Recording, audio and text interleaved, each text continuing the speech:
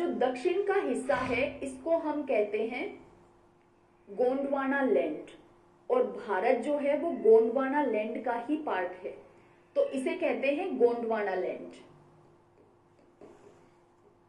और जो उत्तरी भाग है उसे कहते हैं अंगारा लैंड, गोंडवाना लैंड। अब देखिए गोंडवाना लैंड, और धीरे धीरे क्या है समय के साथ ये जो पार्ट है ये सॉरी 7 भागों में विभाजित हुआ। बेसिकली हम कहते हैं कि 7 प्लेट हैं, अर्थ की 7 प्लेट हैं जो कि आपस में टकराई। कौन सी प्लेट किससे टकराई जिससे हमारे हिमालय की उत्पत्ति हुई, ये हमारे लिए जानना जरूरी है। यहाँ पे हम 2 चीजों पे फोकस कर रहे हैं, एक हिमालय की उत्पत्ति और दूसरा गोंडवाना लैंड। तो जो पेंजिया है वो 2 भागों में बटा, उत्तरी भाग जो है वो अंगारा लैंड कहलाता है, जो दक्षिणी भाग टूटकर बना था वो था गोंडवाना लैंड। भारत जो है, भारत का जो प्रायद्वीपीय भाग है, प्रायद्वीपीय पठार है, वो हिस्सा है गोंडवाना लैंड का।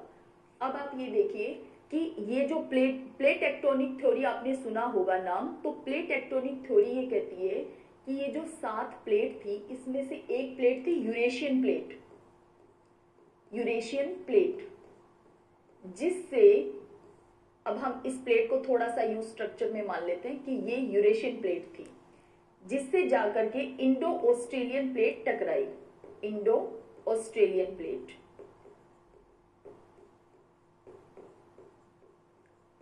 सभी कॉन्टिनेंट किसी समय में एक ही साथ थे, ऐसा कैसे पता चलता है कि ये जो स्ट्रक्चर है, जैसे अगर हमारे बंगाल की खाड़ी वाले पार्ट में ऑस्ट्रेलिया को ला करके घुसा दिया जाए तो पता चलता है कि हाँ ये यहीं से टूटकर अलग हुआ था। इसके अलावा अगर अफ्रीका के पार्ट में जो सोमालिया वाला पार्ट है, कैप हॉर्न ऑफ अफ्रीका हम जिसे कहते हैं, वहां पे ले जाकर के अगर भारत को टच कर दिया जाए तो पता चलता है हाँ वो एक ही पार्ट है। तो इस तरह से हम मानते हैं कि पूरी जो कॉन्टिनेंट, सारे जो महाद्वीप थे वो किसी समय में एक साथ थे, धीरे धीरे वो भागों में बंटते गए।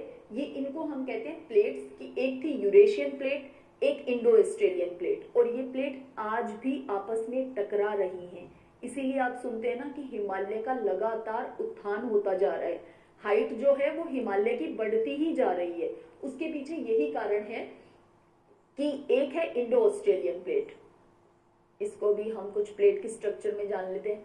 अब हुआ क्या कि जो यूरेशियन प्लेट थी इससे जाकर के जब इंडो ऑस्ट्रेलियन प्लेट टकराई तो यहाँ पे ना फोल्ड बन करके पार्ट ऊपर उठकर आया।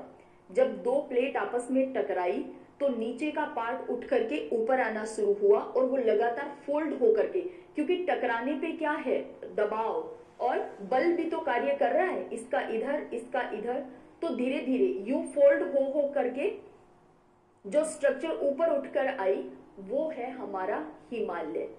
अब आप एक बात यहाँ से फैक्ट के रूप में समझ गए हैं कि जो प्रायद्वीपीय भारत है, हमारा जो प्रायद्वीपीय पठार हम जिसे कहते हैं, भारत का जो दक्षिण वाला हिस्सा है ये है गोंडवाना लैंड का पार्ट, यानी ये बहुत पुराना है।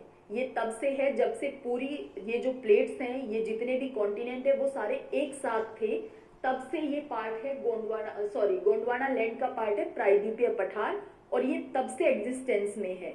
लेकिन हिमालय जो है उसकी उत्पत्ति नवीन मानी जाती है। क्यों? क्योंकि ये इंडो ऑस्ट्रेलियन प्लेट और यूरेशियन प्लेट जब आपस में टकराई तो इस वजह से हिमालय का उत्थान हुआ, हिमालय बना, फोल्ड हो करके ऊपर उठता गया, और इस स्ट्रक्चर को हम हिमालय कहते हैं, जिसको हम कहते हैं नवीन पर्वत श्रृंखला।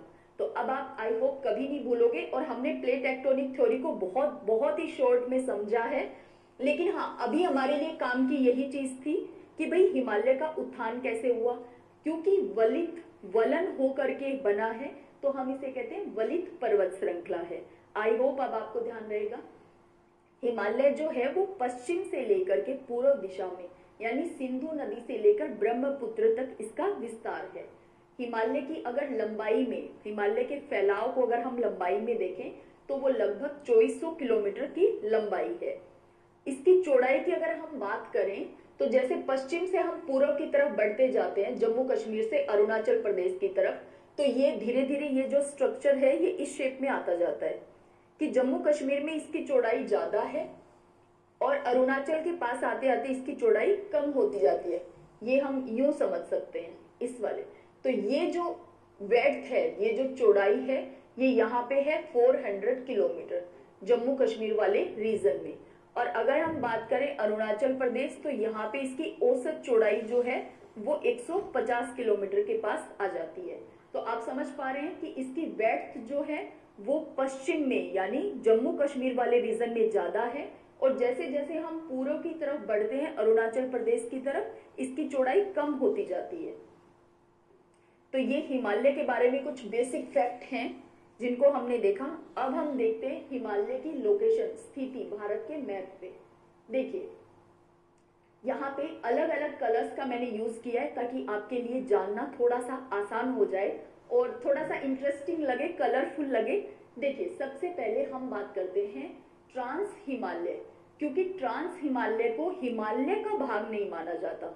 हम इसे 3 स्ट्रक्चर में पढ़ेंगे, ट्रांस हिमालय, हिमालय और पूर्वांचल या पूर्वी पहाड़ियां। अब आप देखिए कि ट्रांस हिमालय जो है उसे 4 श्रेणियों में